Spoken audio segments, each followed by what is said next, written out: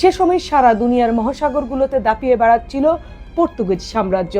তারা কেশম দ্বীপের রাতারাতি বানিয়ে বসলো এক বিশাল পাথরের দুর্গ। উদ্দেশ্য পুরো বিশ্বের মশলা বাণিজ্য আর ওই এলাকার মিষ্টি পানির সাপ্লাই নিজেদের মুঠোর ভেতরে রাখা।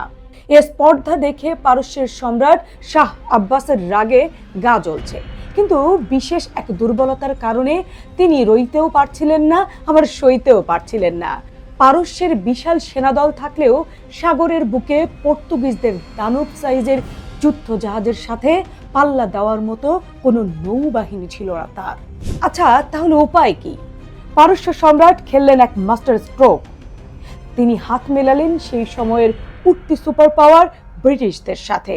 হ্যাঁ, পারস্যের সেনাবাহিনী আর ব্রিটিশ ইস্ট ইন্ডিয়া কোম্পানির নৌবাহিনী মিলে গড়ে তুলল একটা মিলিটারি অ্যালায়েন্স বা জোট। শুরু হলো কেশম দ্বীপে এক রক্তক্ষয়ী অবরোধ।